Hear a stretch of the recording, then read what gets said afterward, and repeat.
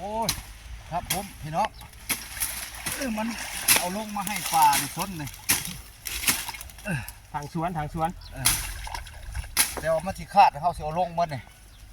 ขาดแล้วมั้งเอาไม้เอาซักไว้หน่อยเอาบลักไม้บ่เอาก็ได้ที่ยังเสียผลลงอีก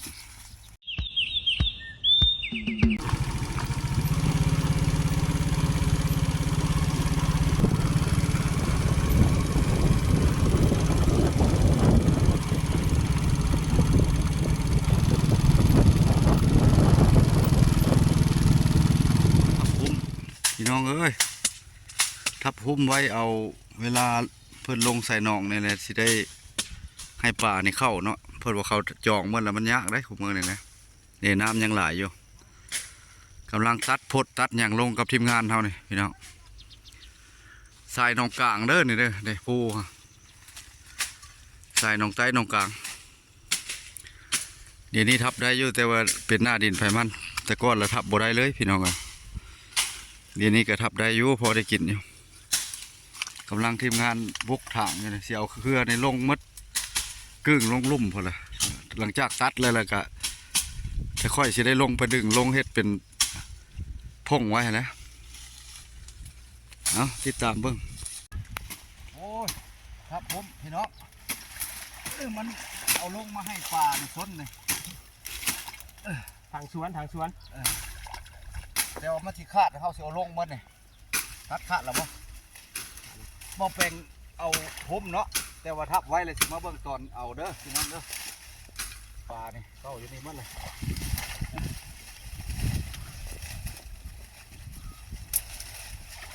บอกว่าขาดเลย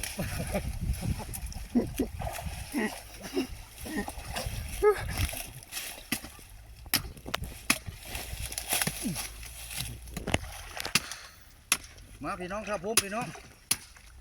ปลาทรายนองกลางนี่จังนาทีว่าเอาจังนาทีโอ้สิ2-3 นาทีพอ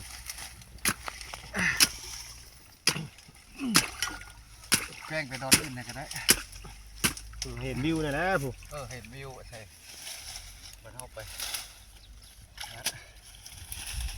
โอ้ทรายนองใต้นองกลางในบ่อนหากินเลี้ยงพ่อแม่ประชาชนพี่น้องเอ้ยมาแปลงในเฮ็ดทุกอย่างได้พี่น้องเอ้ยเฮ็ดหุ้มเฮ็ดบอกกับเจ้าเฮ็ดนะพี่น้องฮะเพื่อบ่แม่นง่ายเฮ็ดเป็นกล่องสายน้องเท่าในเลี้ยงแค่ขม้วนในบ่มดป่าบ่แห้งอีกเดือน5พี่น้องได้แล้วปิด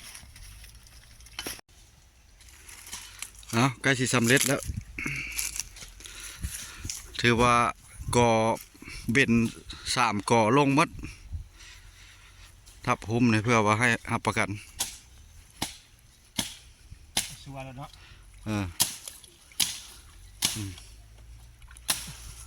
เอาแล้วให้เพื่อว่าหลายคน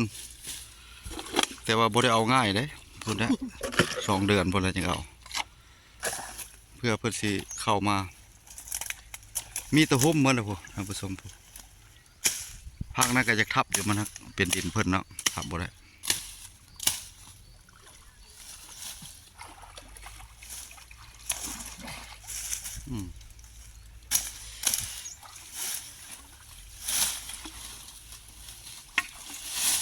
ตอนเอาก็สิได้ถ่ายเห็นอยู่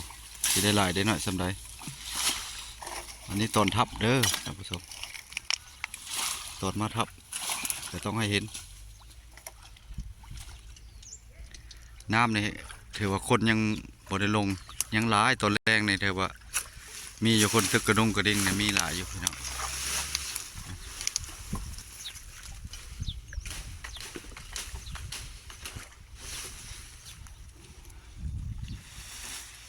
ดินเฮาจึงทับได้เพราะว่าดินเฮาปลูกผักเนาะดินหน้าเฮาละจึงทับได้แต่ก่อนแล้วทับบ่ได้เดี๋ยวนี้แหละทับได้หน้าภายหน้ามันทับพุ่มนะอันนี้ละบอนปลูกผักเพิ่นนอนอยู่นี่เลยใครอยู่มีภูเขาอยู่เขาพุ่มนะภาพบ่ยังงามบ่ได้ก็ขอโทษขออภัยเพราะว่ามันนั้นมันแดดเนาะจ จะหาเห็นแต่แดดสองมือนี่แหละแต่เก้าลมโกโกโกกอยู่เพื่อนเกี่ยมเห็ดนาแซงแล้ว เห็นบอกเป็นทรายนองในส่วนหลายแล้วน้ำปีและเห็ดบ่ได้น้ำอยากหลายท่วมข้าเจ้าจะเห็ดนาแซงนี่นะครับมักผลดีนี่สีตกกาเลยได้นี่มันขาดเลยแม่นเมื่อละทิพย์นี่มีเจ้ามีจอบหมดแล้วใส่หนองเท่าเฮาเนี่ยแดงท่องเที่ยวตัวนั้นก็แม่นนั้นทำปลาเสื่อมค่ะผ่านั่นนะฮะทำปลาส้มค่ะอันนี้ก็ผ่าหน้าช้างเนี่ยก็ยึกอยู่นี่ผ่าช้างเนี่ยตัวนี้เห็นนักท่องเที่ยวมาลิ้นแถวนี้เนี่ยให้งามท่านผู้ชมมาทางลัดเนี่ยอันนี้เขาเจ้าไปทางทำปลาเสื่อมพุทธเข้าพุทธ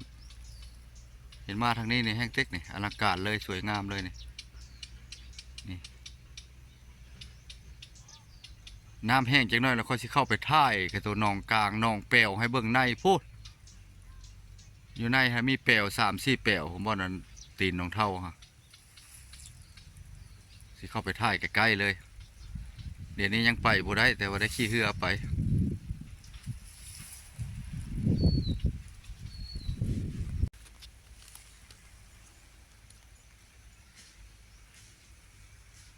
กว้างหลายแต่น้องอันนี้ก็บ่อนตะคอยทับผมเนี่ยต้นจานต้นนี้ก็เบิ่งกว่าอันเวลาคนมาหากินเนี่ยมาเศร้าห่มเนี่ยนะกินข้าวอยู่นี่นี่ต้นจานเนี่ยปลามาออกมาเที่ยวนะใส่หนองนี่แหละหากินสมือนี่ก็ลงได้เพิ่นบ่ได้พาดอกพาจากลงก็ลงได้หางน้ำยังหลายแหละก็บ่ได้มาแล้วเนาะมันไปทั่วทิพย์ป่า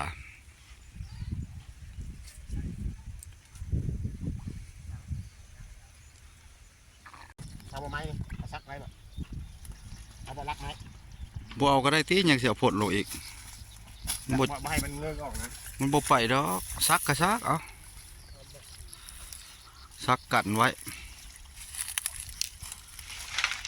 เอาจักลัก2 ลักลักหนึ่งก็ได้ฮะเอา2เลย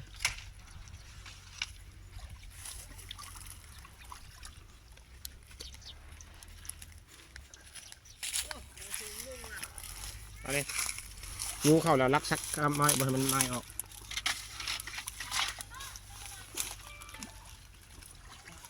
แจ้งเตือนเข้าอีกแล้วโทรศัพท์บ่ได้ ลายประเทศลองตู้ที่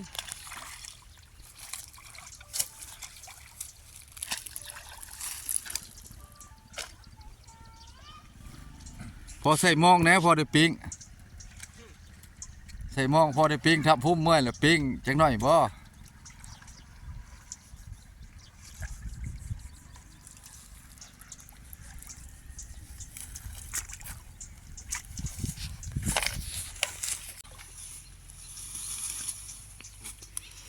หมานนะไม่หัวหมานนะบ่จ้า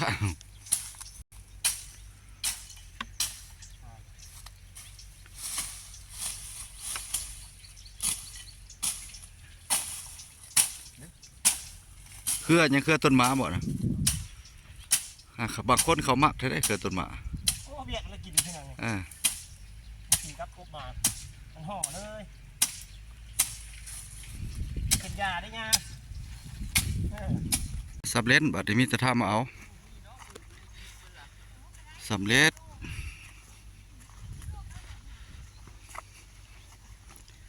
พักพอนบัดนี้พักสำเร็จพักพอนแล้วมันจะหาปิ้งปลากินเท่านั้นล่ะนี่ทางเข้าก็ได้รถใหญ่ก็ลมเด้อเห็นมาเอารถใหญ่มาก็ได้พูดใดจะกินปูกินปลาออกมารถ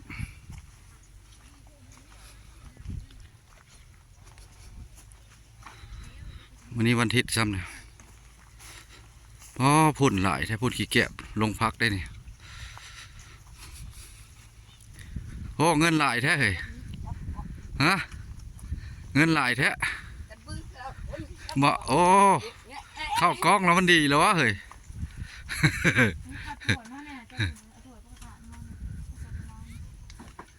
นับแต่เงินตื่นมาเนาะมันไม่ธรรมดาขายพัก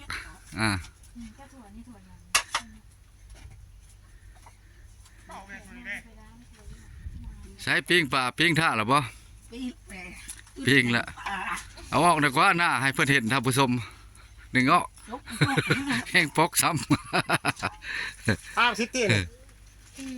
ไป เมื่อแล้วนี่ เนี่ยเราก็มือนะ ผ้าพัก มือไหน ำโอ้ใกล้ส้นพม่าวะเนี่ยพม่าบ่พักหลายอีหลีเนาะข้าเจ้าเอาเงินคุมือโอ้พักนะว้าตัวอลังการอีหลีนี่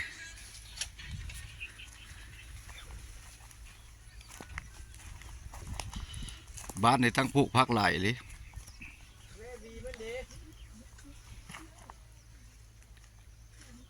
ตั้งแต่พักกาดซ้อม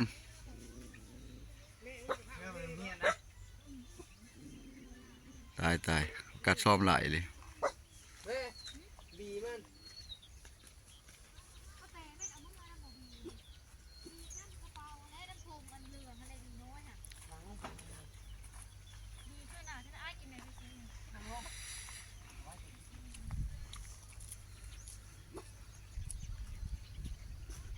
อ่ะวิดีโอนี้ก็ถือว่าจบวิดีโอนี้ก็ได้ขอปิดคลิปเพียงซ้ำนี้เด้อเพราะว่ามาทับพุ่งสายนองใต้นองกลางหรือว่านองเท่าพี่น้องคือเก่าคือเดิมเนาะเข้าไปเป็นกำลังใจกันไว้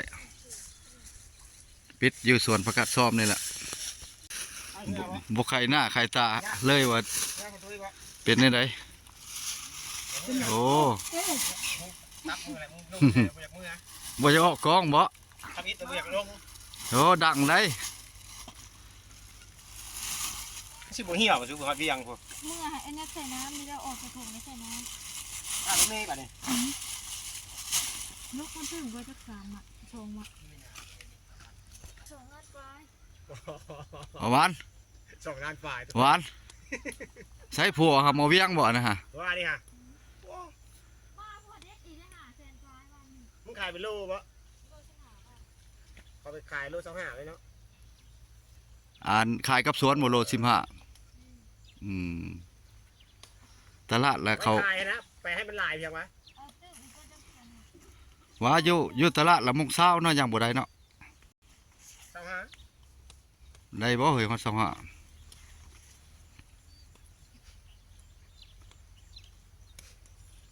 ่อเขาจะกินนั่นแหละมื้อละ2-3 ล้านละ โย จิ๊บเบียร์ซับนี่ อ่ะ